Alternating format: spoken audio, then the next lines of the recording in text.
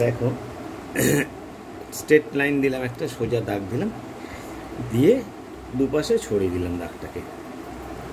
এই দেখো দুপাশে ছড়িয়ে দিলাম, এই ছড়িয়ে দিয়ে দুটো একদম সমান মানে রাখলাম এটা, ঠিক আছে। রেখে একটা, দুটো, তিনটে পয়েন্ট দিলাম। তিনটে পয়েন্ট কীভাবে দেবো? মাঝখানেটা আগে দিলাম, তারপরে মাঝখানে মাঝখানে দুটো দিলাম, মাঝখানেটা আগে দিয়ে দিলাম, তাহলে সুবিধা হবে, তাই না করতে।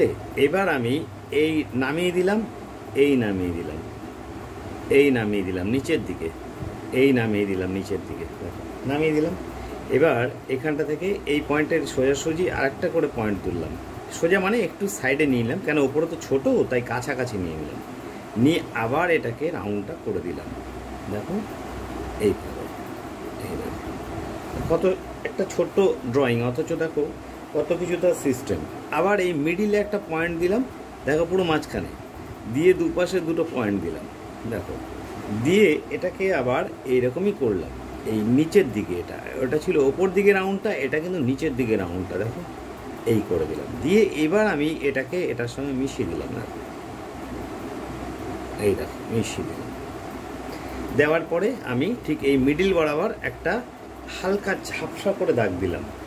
এটা কিন্তু মেন দাগ না, একদম ঝাপসা করে একটা পয়েন্ট দিলাম। দিয়ে দুপাশ থেকে দুটো লাইন দেখো নামিয়ে দিলাম, এই দেখো নামিয়ে দিয়ে এবার আমি এটাকে রাউন্ড করে জুড়ে দিলাম, ওভাল টাইপের, এরকম করে স্ট্রেট জুড়লাম না, এইভাবে জুড়ে দিলাম।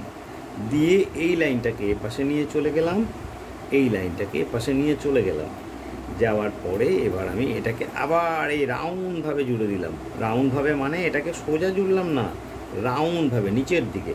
এটা একটু কম হয়েছে আমার দেখে মনে হচ্ছে, তাই আমি এটাকে চোখে দেখতে পাচ্ছি এদিকটা কম, আমি সেটাকে বাড়িয়ে দিলাম। দিয়ে আবার এই কোণা থেকে সোজা নিচে নামিয়ে দিলাম, সোজা নিচে নামিয়ে দিলাম। দেখ নামিয়ে দিয়ে এটাকে কিন্তু আবার এরকম স্ট্রেট লাইন আমি দিচ্ছি না, এটাকে কিন্তু রাউন্ড লাইন দিলাম। দেখো রাউন্ড দিলাম, মানে এটা একটা গোল জিনিস, এটা চারিদিকে ঘুরছে গোল, তাই এটাকে এইভাবে ড্রয়িংটা করে দেখো, ড্রয়িংটা কিন্তু হয়ে গেল, ঠিক আছে। এবার হচ্ছে আমি এটাকে কালার করব। কীভাবে কালার করব? দেখো ফার্স্ট আমি এটাকে দুটো কালার নিয়েছি আমি, দুটো কালার, আকাশি ডিপ আকাশি। দেখো আকাশি কালার, ডিপ আকাশি কালার। ফার্স্টে আমি আকাশি কালারটাকে লাগিয়ে দিচ্ছি এটাতে, দেখো এইভাবে।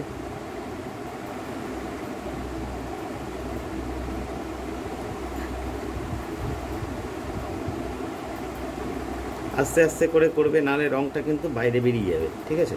রঙটা যখন করবে দেখবে যেন সব জায়গায় রঙটা লাগে, কোনো জায়গায় যেন গ্যাপ না থাকে, ঠিক আছে। দেখো আকাশি কালারটা করলাম, করে নিয়ে আকাশি কালারটা করে নিলাম, করে নিয়ে তারপরে আমি এই কালারটাকে, ডিপ কালারটাকে আবার নিচে দিচ্ছি। দেখো এই দেখো মিশিয়ে দিচ্ছি কিন্তু একদম এটার সঙ্গে, দেখো দেখো এই দেখো একটা শ্যাডো তৈরি হলো তাহলে, আকাশি ডিপ আকাশি, ঠিক আছে। এবার আমি এক কালার দেবো, আবার দুটো কালার দেবো।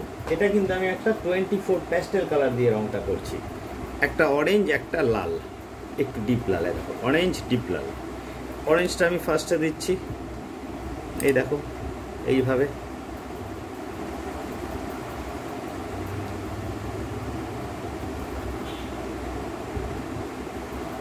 দেখো একভাবে কিন্তু আমি চালাচ্ছি এই আমার হাতের এই রঙটাকে, আমি কিন্তু জাস্ট কোনায় যখন যাচ্ছি তখন একটু হাতটা ঘুরিয়েছিলাম, কিন্তু বেশিরভাগটা কিন্তু আমি একভাবে চালালাম, ক্রস উল্টো পাল্টা এদিক ওদিক কিন্তু করলাম না। দেখো একভাবে, দেখো কোথাও কিন্তু গ্যাপ নেই, আমি যে রঙটা করলাম, করার পরে এই দেখো এই যে লালটা অরেঞ্জের থেকে ডিপ, দেখো খুব কিন্তু কম দেখা যাচ্ছে, কিন্তু দেখা কিন্তু যাচ্ছে, একটা শ্যাডো তৈরি হচ্ছে। দেখো এই দেখো, এই দেখো রঙটা দিয়ে দিলাম, দুটো কালার।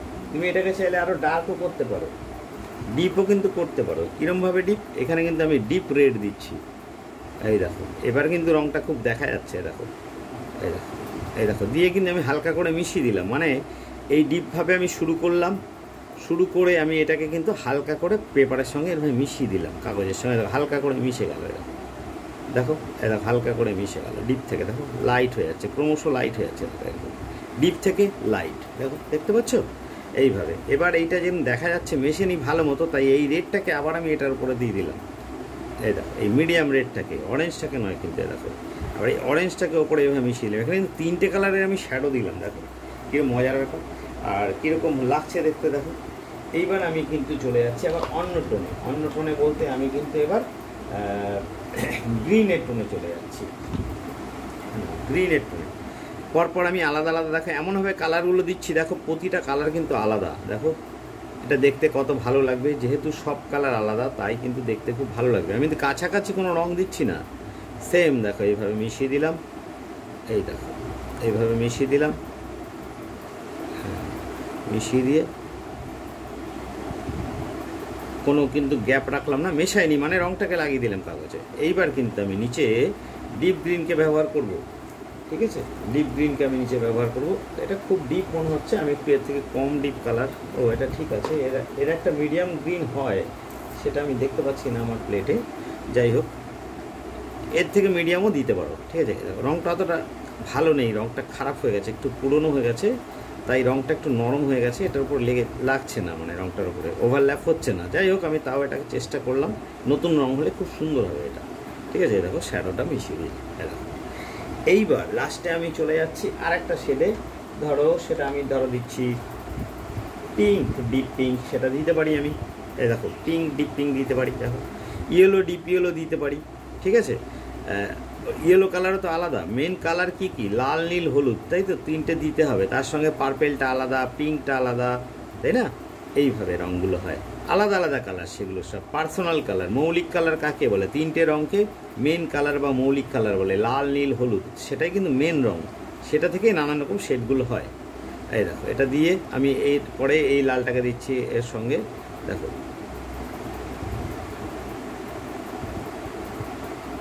দেখো এর একটা শ্যাডো তৈরি হচ্ছে, দেখো।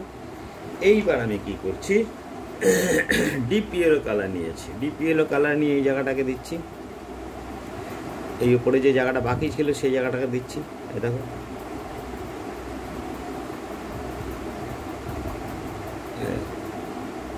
দেখো কোথাও কিন্তু গ্যাপ রাখিনি আমি, গ্যাপ রাখলে কিন্তু দেখতে ভালো লাগবে না। এবার এই যে ইয়েলো কালার ছিল, এই ইয়েলো কালার টোনের সঙ্গে কোন টোন যায়, ডিপ কালার, সেটা দেখো, এই দেখো এইটা যায়, এই ব্রাউনটা যায়, কাঠ ব্রাউন, ঠিক আছে? এর সঙ্গে এটা ম্যাচিং, এই দেখো এইটা ডিপ হচ্ছে এই কাঠ ব্রাউনটা, এই ইয়েলোটা ডিপ কাঠ ব্রাউন, তাই আমি এই কাঠ ব্রাউনটাকে এখানে ব্যবহার করছি।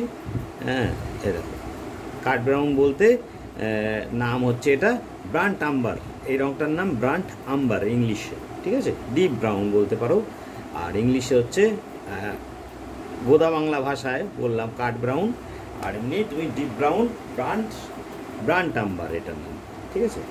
এটা দিলাম। এখানে আমি এই কালারটাকে আবার ব্যবহার করছি, দেখো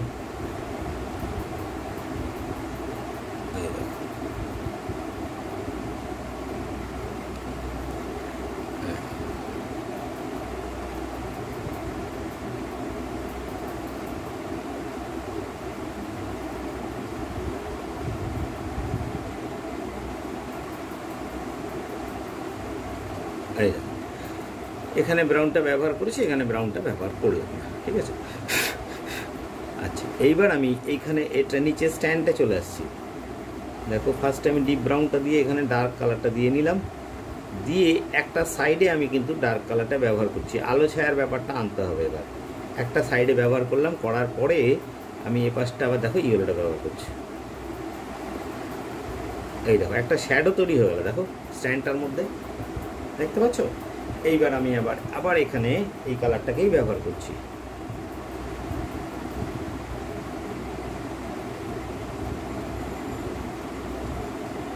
এবার এই কালারের লাইট যে কালারটা আছে আমি সেই কালারটাকে খোঁজার চেষ্টা করছি, সেরকম লাইট কোনো কালার তো আমি দেখতে পাচ্ছি না আমার প্লেটে।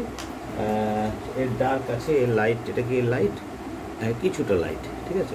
এটা কিন্তু একটা 48 কালারের 48 শেডের কিন্তু একটা বক্স, ঠিক আছে? সেই বক্স থেকে কিন্তু আমি কালারটা করছি। 48 শেড হলে সব কালারগুলো পাওয়া যায়, তারপরে মেন কালারগুলো শেষ হয়ে যায়, শেষ হয়ে যাওয়ার পরে আবার 24 প্যাস্টেল কিনে নিতে হয়, তাহলে খুব সুবিধা হয়, ঠিক আছে? এটা 1 বছরের মধ্যে ইউজ করে নিতে হয়, তারপর রঙটা নষ্ট হয়ে যায়। তাই দেখো কীরকম হলো, দেখো শ্যাডো তৈরি হলো একটা। আমি শ্যাডোর জন্য এইখানটা আবার একটু ব্রাউনকে ব্যবহার করছি, কীভাবে শ্যাডো দিয়ে আমি একটা জিনিসটা তৈরি করছি।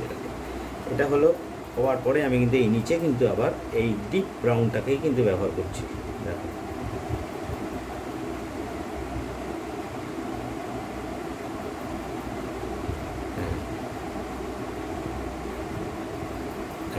করলাম, করে আমি কিন্তু আর এটা দিচ্ছি না, এখানটা একটু এটা দিচ্ছি, কারণ একবারে ওটা দিলে তো ভালো লাগবে না, চেঞ্জ করে দিলাম এই দিকটা অন্ধকার পড়েছে, ঠিক আছে। তার মানে ছায়াটা কোন দিকে পড়বে, ছায়াটা এই দিকে পড়বে, কোন দিকে, এই দিকে, ঠিক আছে। আমার একটু স্ট্যান্ডে এটা অসুবিধা হচ্ছে ভিডিওটা করতে, তাও ওটা করে দিচ্ছি, স্ট্যান্ড লাগিয়ে করছি না এটা ভিডিওটা, কেউ ভিডিও আলাদা করে বড় স্ট্যান্ড হলে হতে ঠিকঠাক স্ট্যান্ড কিনতে পাওয়া যাচ্ছে না, এই জন্য সমস্যা। এটা হয়ে গেল, এটা কিন্তু তৈরি হয়ে গেল। এর এখন কি বাকি আছে, এটার বাকি আছে হচ্ছে তোমার ব্ল্যাক আউটলাইনটা বাকি আছে, ঠিক আছে। ব্ল্যাক আউটলাইনটা আমি কীভাবে দেবো, আমি কি পেন্সিল দিয়ে করি, মার্কিং পেন্সিল দিয়ে করি ব্ল্যাক আউটলাইনটা, তোমরা তো দেখেছো। আমি সেই ব্ল্যাক আউটলাইনটার জন্য পেন্সিলটাকে খুঁজছি, আগে খুঁজে রাখা ভালো, তো যাই হোক পেয়ে গেছি তো এবার মার্কিং পেন্সিল দিয়ে ব্ল্যাক আউটলাইনটা দিলেই ছবিটা শেষ হয়ে যাবে। আউটলাইন মানে সব জায়গাতে আউটলাইন দিতে হবে এর কোনো মানে নেই, যেখানে যেখানে খুব ডিপ সেখানে অল্প করে আমি টাচ দেবো, দেখবে ছবিটা শেষ হয়ে যাবে, ঠিক আছে। কোথায় দিচ্ছি ফার্স্ট আমি, এইটার যে নিচে মানে যেখানে অন্ধকারটা পড়ছে দেখো, দেখে নাও কোথায় দিচ্ছি, এই দেখো সব জায়গাতে একটা কালো বর্ডার দিতে হবে এর কোনো মানে নেই, এই দেখো এটুকু দিলাম। এইখানটা তো নিশ্চয়ই ডিপ হওয়া উচিত, এখানে আমি ডার্ক কালার দিয়েছিলাম, এখানে একটা কালো আমি শেড দিয়ে দিচ্ছি, এটা পেন্সিলটা দিয়ে এই পাশের লাইনটা ডার্ক করে দিচ্ছি, এখানে শ্যাডো হবে, ডার্ক করেছিলাম বলেছিলাম একদিকে, দেখো এখানে যে বেঁকে গেছিলো লাইনটা আমি সেটাকে সোজাও করে দিলাম, দেখো ড্রয়িংটাকে, এখানে জয়েন্টটাকে আমি করে দিলাম, করে দিয়ে এইখানে এই জায়গাটা এলাম, এসে আমি হাতটা ঘুরিয়ে নিচ্ছি, ছবিটাকে ঘোরাতে পারছি না কারণ এটা স্ট্যান্ড লাগানো আছে, ভিডিওটা করছি, এই দেখো কীভাবে শ্যাডোটা দিয়ে আমি ছবিটাকে শেষ করে দিচ্ছি, মানে ফিনিশ করে দিচ্ছি, দেখো দেখো এটা হচ্ছে একটা পেস্টেল কালার করার, এটা হচ্ছে নিয়ম। এইখানটা একটু তুমি দিতে পারো খাঁজগুলোর মধ্যে একটু কালো মানে ব্ল্যাকটা, এ দেখো মার্কিং পেন্সিল দিয়ে, হ্যাঁ কালো কিন্তু আমি এখানে ব্যবহার করছি না, মানে কালোটা দিলে থেবড়ে যেতে পারে, তাই তো, সে কারণে কিন্তু আমি কালো ব্যবহার করছি না। দেখো এটার একটু এই সাইডটা একটু ডার্ক দিলেও দিতে পারো, একটু ডার্ক লাইন এই সাইডে দিতে পারো, এই দেখো এবার কিন্তু ছবিটা এই স্ট্যান্ডটা কিন্তু দেখো শেষ হয়ে গেল। তুমি যদি স্ট্যান্ডটাকে আরও সুন্দর দেখাতে চাও তুমি চাইলে একটু গোল্ডেন ইয়েলো, লেমন ইয়েলো এগুলো তুমি দেখাতে পারো, মানে এটা আলো পড়ছে এখানটা দিয়ে, এরকম একটা ব্যাপার। এই দেখো